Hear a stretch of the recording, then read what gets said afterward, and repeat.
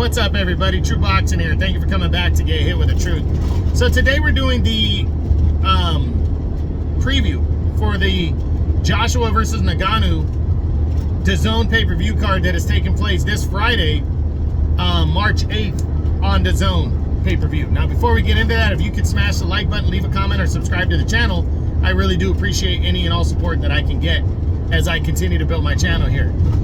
And also, guys, again, apologies for the last 2 weeks.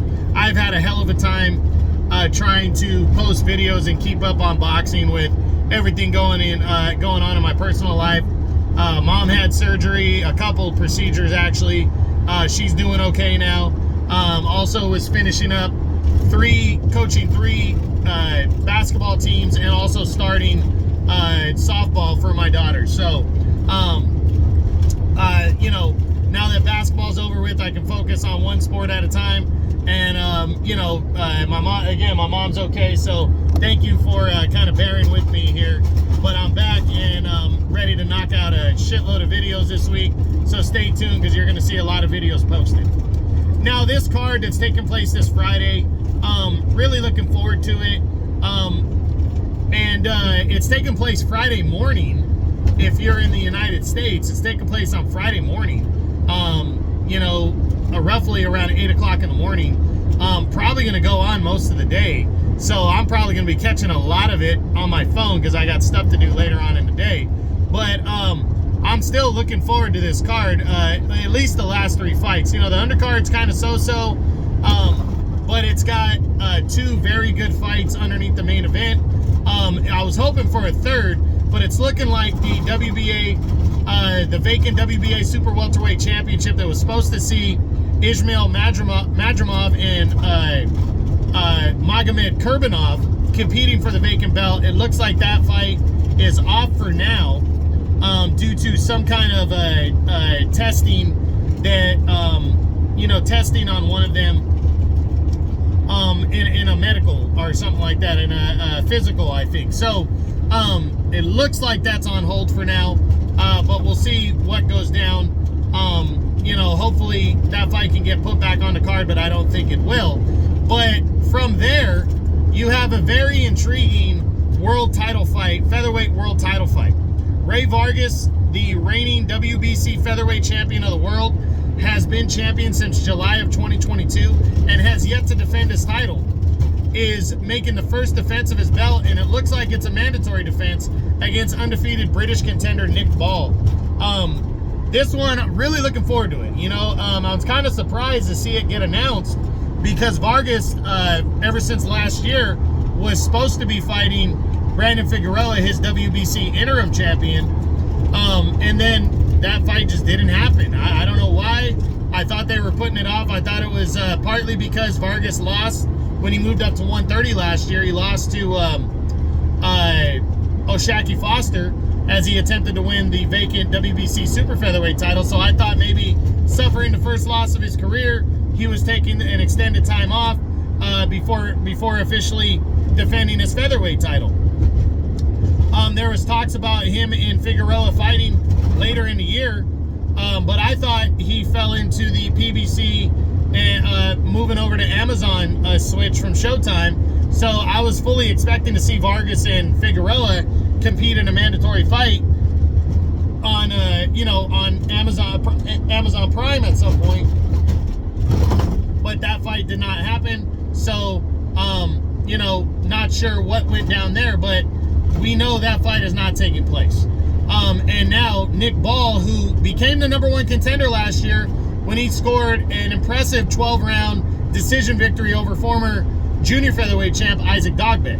So Nick Ball made himself a player, put himself in the top 10, and now he's gonna be clashing with Ray Vargas. You know, interesting matchup. Vargas, the veteran, older, a 2-division world champ, hasn't fought in what is gonna be a little over a year when he gets in the ring this Saturday, since his loss to O'Shaquie Foster at 130 pounds. Taking on Nick Ball, who, like I said, is rolling with a wave of confidence right now following that big-time victory over Isaac Dogbe last year, and wants to upset the apple cart here and defeat, Vargas, the veteran Vargas. I had a hard time picking this fight, but what stands out is the big height advantage that Vargas has in this one. I think it's going to play the difference because Nick Ball is not a big-time power puncher, and Vargas can take a punch. So I just think Vargas is going to outwork the smaller Nick Ball and score a hard-fought decision victory here. I don't think it's going to be easy. I think Nick Ball is going to make a good fight of it and stand his ground. I just think Vargas is going to do more and outwork him and retain the WBC title. But I really do believe that Nick Ball is a very live underdog. I wouldn't be surprised if he pulls off the upset here and becomes the new champion. So we'll see what happens this Friday. That's really going to be when the card gets hot. Then in the co-main event, I mean, I cannot wait to see this showdown. Zhilei Zhang is going to battle and defend his WBO interim heavyweight title against former WBO heavyweight champion Joseph Parker.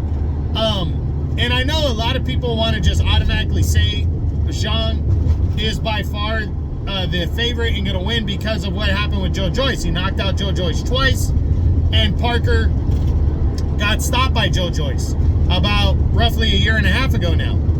But I think styles make fights, and I really do believe that Zhang and Parker is stylistically is going to be a good action-packed heavyweight fight right here. Plus, Parker is rolling, coming off of his career best win, defeating Deontay Wilder. And Zhilei Zhang wants to get into the serious heavyweight title mix, and he, is fearless, taking on whoever at 40 years old. But when will time catch up to Zhilei Zhang? When will he fight like he's 40 years old? That's the big question. Joseph Parker, much younger. I think he's 31, 32 years old, but he's been banging around the heavyweight division for the better part of the last decade, since he was 24 when he won his first heavyweight title. So he wants to get another title shot, and he's got to beat Zhang to capture the interim heavyweight title. Good matchup right here. I actually just released my breakdown video that gets full into detail on this fight, but I will give you my prediction either way here. I'm going with Zhilei Zhang. I think he's going to stop Joseph Parker in the middle to later rounds. I just think his power shots and his size advantage is going to play a difference here. He's a southpaw, and he's fearless, and he can take a shot. The one thing I've noticed about Parker outside of the Deontay Wilder fight is that Parker gets hit a lot when he's in there against a good heavyweight. Deontay Wilder didn't hit him a lot because Deontay Wilder was overlooking him, and Parker knew he had to neutralize Wilder's power by stepping inside and kind of forcing Wilder to try to throw short shots instead of those big long shots. That played the difference here. And again, when a fighter is overlooking you, you have a distinct advantage over that fighter. Joe Joyce wasn't overlooking Joseph Parker. Dillian White wasn't overlooking Joseph Parker. And also Derek Chisora wasn't overlooking Joseph Parker. And in all those fights, Parker got hit with a lot of clean shots. And I think Zhilei Zhang, where he's at, is better than all those fighters, in my opinion. And I think Zhang is going to show Joseph Parker for what he really is. But I do believe Parker's a live underdog. I do believe he has a serious shot of pulling off the upset here. And I really wouldn't be surprised to see what happens. I'm very much looking forward to it in the co-main event. But now the main event. Former two-time unified heavyweight world champion Anthony Joshua takes on former UFC heavyweight champion Francis Ngannou, who's only fighting for his second time in an actual boxing match.